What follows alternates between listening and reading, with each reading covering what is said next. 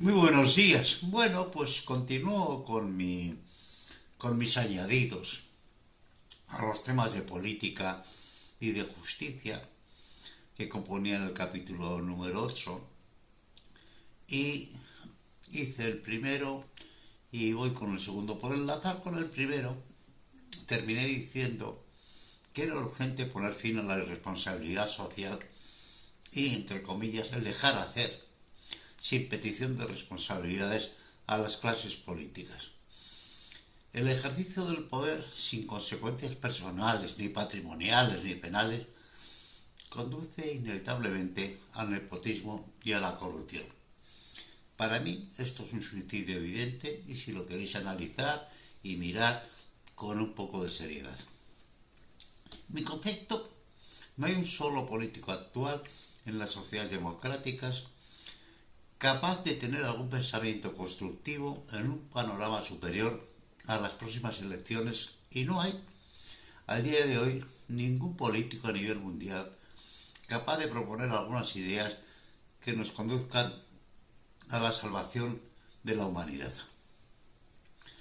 que nos conduzcan a parar la destrucción del planeta, por ejemplo. Pregunto, ¿puede alguien creer que estas sólidas mediocridades tan incompetentes que son la clase política mundial pueden salvar al mundo? ¿Alguien puede creerlo? Y ahora y aquí, en el panorama tan complicado para el futuro de la humanidad que tenemos delante de nosotros, necesitamos políticos capaces de pensar a 1000 años de distancia, a la vez de ser capaces de una gestión eficiente en el aquí y en el ahora. Y eso solo lo conseguiremos con la más exigente y perentoria exigencia del grado de preparación, inteligencia, compasión, moralidad, humanismo y dedicación de una nueva clase política, justamente una clase política absolutamente superior a las miserables mediocridades que hoy es la clase política del mundo. No voy a hacer un desarrollo exhaustivo de un nuevo sistema democrático, solo un bosquejo a mano alzada. Por mi edad y por mi condición física y mental, me falta tiempo y paciencia para hacerlo. Pero sí voy a dar las ideas principales para el desarrollo de un nuevo sistema democrático que, a mi entender, pueda funcionar a la altura de nuestras responsabilidades sociales y morales. Su desarrollo no me corresponde a mí, yo ya no tengo ni ganas ni tiempo para enfrentarme a una obra de esta magnitud. Pero vayamos a ideas principales, que es lo que voy a dar. Hay que verter en el sistema educativo desde la infancia, al menos con una asignatura por año a lo largo de toda la educación, tanto obligatoria como electiva, incluyendo la universitaria, las responsabilidades de un ciudadano en una sociedad democrática y la importancia del voto y la superior importancia de la elección de nuestros gobernantes. Yo lo he repetido 200.000 veces y la repito una vez más. Entiendo que uno no puede votar siempre a los mismos porque son los míos. Si no hay una opción crítica de realmente que los míos como son, que es lo que están haciendo. Es decir, hay que elegir muy bien a la gente que nos va a gobernar porque en una buena parte del desarrollo y de la bondad de esa sociedad depende de la gente que nos dirija. Tenemos que tener muchísimo cuidado. Y por supuesto el voto será obligatorio para el total de la sociedad sin excepción ninguna. Elevemos pues el nivel del votante y por tanto el voto responsable, formado e informado. Y en contra de la tendencia actual de dotar de voto cada vez a más temprana edad, es como si se buscase conscientemente por medio y en beneficio de la clase política el voto de la masa social cada vez más inmadura, el voto menos formado y menos informado. Hagamos justo lo contrario. Busquemos y propiciemos el voto más formado y más informado mediante la edad y la preparación del votante. Es un tema a desarrollar, es un tema muy largo, de muchos debates, pero en fin, por hablar, ¿no? Por ejemplo, ir graduando la capacidad de voto. Es decir, pues a partir de los 18 años, voto solo para temas universitarios y cuestiones menores de ese nivel. A partir de los 23 años, votos para temas locales y municipales. Empezar a participar en la cosa pública mediante el voto. A partir de los 27, voto para temas regionales. Y a partir de los 35, voto para los temas estatales. Y a partir de los 40, voto para los temas mundiales, para los temas que compitan a la humanidad al completo. Es evidente, para mí es evidente, que la clase social mejor preparada para la gestión de la administración del Estado en todos sus niveles, desde la administración local a la administración estatal, son los funcionarios públicos. Todos aquellos con titulaciones acreditadas y duras pruebas de acceso a las distintas oposiciones a cargos públicos y normalmente una especialización de por vida en áreas concretas de la administración pública. Aunan preparación y experiencia. Y para mí la clase social mejor preparada para entender de los asuntos del Estado. Excepción hecha, como es natural, del nepotismo de los partidos políticos, de emplear a los suyos, a los fieles y obedientes en la función pública, para seguir teniendo poder e influencia cuando dejan de gobernar y tener una bolsa de votos cautivos por el interés.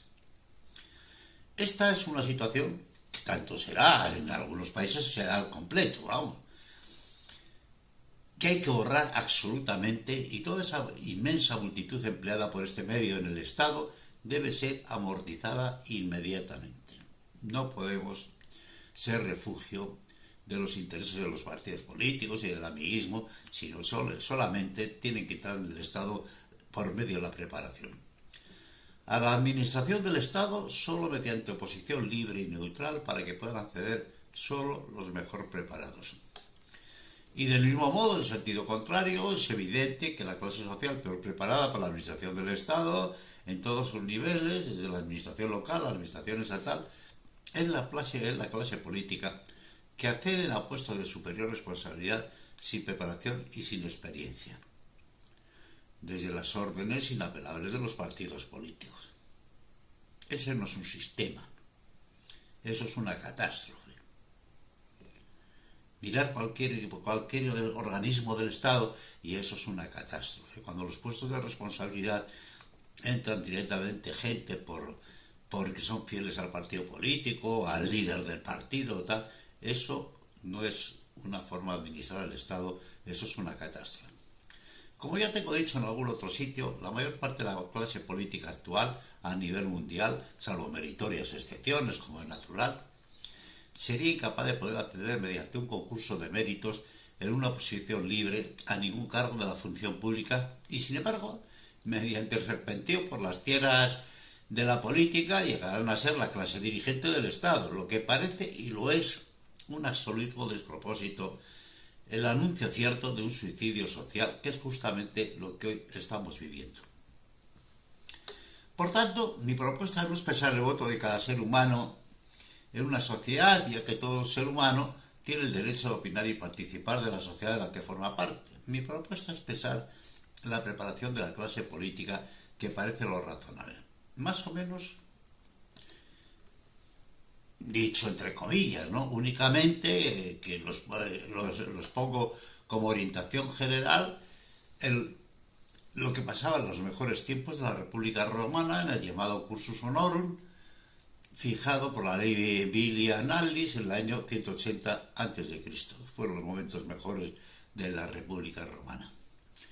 Hay que impedir de una manera taxativa el exceso al poder de gente no preparada para cargos concretos, de demagogos, asesinos, psicópatas, vendedores de imposibles, ambiciosos sin escrúpulos, buscavidas, estafadores y todos esos impresentables y corruptos personajillos que forman parte de las clases políticas en todos los estados del mundo. Algunas veces parece que los estados es el refugio de los desalmados. ¿No solo lo parece? Véase solamente, por ejemplo, ¿no?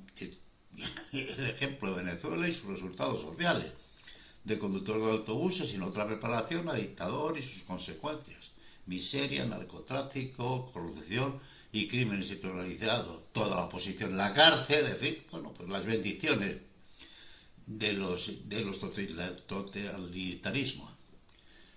La idea es siempre misma y recurrente. Ponga usted a un ignorante o a un gilipollas al frente de cualquier actividad y conseguirá un desastre garantizado. Y a nivel estatal, pues bueno, lo que conocemos son los masivos de poblaciones, pobreza, empobrecimiento, la muerte en los hospitales por falta de medicina, en fin. Las bandas por las calles campando libremente armadas, en fin. ¿Qué os tengo que contar que no sepáis vosotros? De forma, mi propuesta es que solo puedan alcanzar el poder los mejores y mejor preparados de nosotros. Los justos, los compasivos, los benevolentes, los que socorren y consuelan a sus hermanos, los que aman a la humanidad y los que penen y sufran por las vicisitudes humanas y con sus triunfos y con sus fracasos y puedan ser un camino de esperanza para esta doliente y dolorida humanidad que parece que va encaminada hacia el suicidio colectivo si no encontramos con la mayor urgencia otros sistemas de funcionamiento social y proyectos viables de futuro al nivel de lo que nuestra responsabilidad como especie consciente nos demanda y nos lo exige con la mayor urgencia. Coño, somos seres conscientes, pensemos en lo más importante. El camino actual que estamos recorriendo, que la humanidad está recorriendo, es la crónica de un suicidio colectivo anunciado. Recordar que Platón nos dejó dicho que si los hombres fuesen buenos, pelearían por no gobernar, como hoy lo hacen por gobernar. Si los seres humanos fuéramos buenos, no querríamos nadie gobernar el peso y la responsabilidad de conducir las sociedades. ¿Por qué peleamos por gobernar? Pues peleamos por gobernar por los privilegios que se tienen y las sinecuras y en fin, y el robo y el latrocinio y en fin, ¿y qué quiere usted que le cuente? Por eso los hombres pelean por gobernar, por su propio provecho, no por el beneficio de la colectividad. Y esta aparente y posible utopía que yo propongo, pues resulta que es bastante fácil de alcanzar, por lo menos de corregir el rumbo. Vamos a verlo. Primero, hablemos de los partidos políticos, el poder en la sombra, los auténticos dueños de la clase política, la malévola maquinaria escondida y decisiva que actúa con total impunidad e irresponsabilidad social entre bambalinas. Yo propongo solo dos partidos políticos en el mundo. Dos partidos políticos es suficiente para un debate de ideas en la sociedad. Ni uno más, ni uno menos. Y esos dos partidos políticos para el poder ejecutivo y otros dos partidos políticos para el poder legislativo. Netamente diferentes y diferenciados, con preparaciones de sus miembros absolutamente distintas y específicas para el cumplimiento adecuado de su misión, como ya tengo dicho y explicado en otras partes de este trabajo. Sobran las sociedades modernas los excesos de ideología. En estas sociedades tan complejas y exigentes, en este mundo tan complicado, tan difícil, lo que se necesita es poca ideología y toda circunscrita a los partidos políticos que contiendan por el poder legislativo. Los que contiendan por el poder legislativo. Comillas, ya tenemos ideología de sobra en las sociedades avanzadas. Y muchísima gestión eficiente social y una gran preparación en ambos partidos, pero sobre todo por los que compitan por el poder ejecutivo y altos pensamientos en todos ellos que engloben a la humanidad al completo. Hay que mejorar la clase política a unos niveles absolutamente tremendos. Yo no tengo ideología, tengo una buena biblioteca. Lo hizo un novelista importante español, Pérez Reverte. Y este pensamiento choca tan clarividente, este pensamiento tan claro, choca frontalmente con lo que sucede hoy en el mundo a nivel político. Comillas. Yo no necesito pensar, mi ideología piensa por mí. Eso es lo que se ve en la clase política. Mi ideología piensa por mí, mi partido político piensa por mí, mi líder piensa por mí. Y mi única obligación en política es hacer lo que la maquinaria de mi partido me ordena, incluso contra toda razón y contra toda lógica, incluso amparando y justificando crímenes y robos si son perpetrados por los míos, y defender mi sillón contra viento y marea, aun cuando sea por métodos delictivos, y robar lo que pueda, e incluso lo que no se pueda ni se deba robar. Me va la vida en ello. Mientras esto escribo, el gobierno de España, joder la literatura y joder la vida, está intentando hacer una reforma del Código Penal en la que el robo del dinero público no sea delito si ese robo no es para el ladrón. Si roba para su partido político o para otras causas, no es un delito. ¿A qué es maravillosa esta desvergüenza? Hay que ser golfo, hay que ser un político golfo para proponer que el robo del dinero público no sea delito. Dios mío, qué degradación, qué degradación. Hay que evitar por todos los medios que los partidos minoritarios, por otra parte, que no representan prácticamente a nadie, puedan condicionar la política general de un país cuando se conviertan sus pocos votos, en decisivos para otorgar el poder a uno de los partidos mayoritarios. O que una coalición de partidos minoritarios pueda gobernar en contra de las mayorías sociales libremente expresadas. Nadie podrá pertenecer a ningún partido político con una edad inferior a los 40 años. Joder, ¿qué está usted diciendo? ¿Qué está usted diciendo? Nadie puede pertenecer a un partido político con una edad inferior a 40 años, cuando ya la gente tiene su desarrollo cerebral al máximo de lo que puede tener. No va a mejorar mucho a lo largo de los años, pero antes no es conveniente para una sociedad gente todavía medio desarrollada intelectualmente que esté formando parte de un partido político.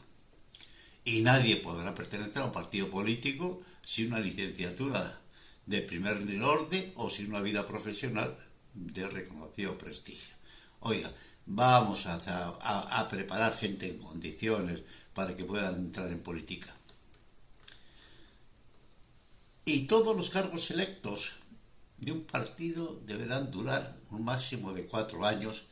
Cada 4 años, en votación obligatoria de todos los miembros de un partido político, se deberán renovar todos los cargos elegidos en la Asamblea General anterior para evitar ese tejido de arañas carnívoras y depredadoras donde personas sin contrastación en las votaciones sociales eternizan su poder en la maquinaria de los partidos. ¿Me vais a apedrear o vais a pensar un poquito que realmente la realidad está manejada por gente no electa, por gente que no conocemos?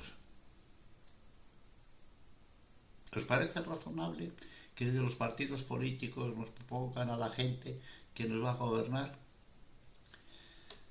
Es necesario clarificar y desentrañar todas las oscuridades en el gobierno de los hombres, y los partidos políticos, según se ve claramente, son el inicio vicioso y pervertido de la clase política, donde se inicia el corrosivo cáncer de la corrupción. Y hay que prohibir que la clase política pase a la empresa privada o pública en lo que se ha venido a definir como puertas giratorias, de modo que un político en el ejercicio de un cargo público labore diligentemente en favorecer a empresas que les puedan proporcionar un refugio dorado cuando cesan su cargo. Las carreras profesionales solo se admitirán desde la empresa, sea pública o privada, y desde la actividad profesional, nunca desde la política. Y del mismo modo deben de ser absolutamente prohibidos los lobbies y cualquier otro grupo de presión al Estado, salvo las organizaciones empresariales y sindicales, imprescindibles para el diálogo social, para evitar que el dinero empresarial corrompa la función pública, como vemos claramente, por ejemplo, con la vergüenza de la Sociedad Nacional de Renfe, o la falta de seguridad social en Estados Unidos, o el costo prohibitivo de la educación, como los ejemplos más evidentes, pero que supone la práctica habitual de nuestras corrompidas sociedades. Joder, es una auténtica vergüenza que la nación más poderosa del mundo, la nación que nació donde nació la democracia, donde una nación que se creó democrática desde el minuto uno, que no tenga una seguridad social que proteja a todos sus ciudadanos. Bueno, y como va de esto, de este tipo de discurso en el que estoy, en estos añadidos, pues lo dejo aquí y continuaremos en el siguiente. Un cordial saludo para todos.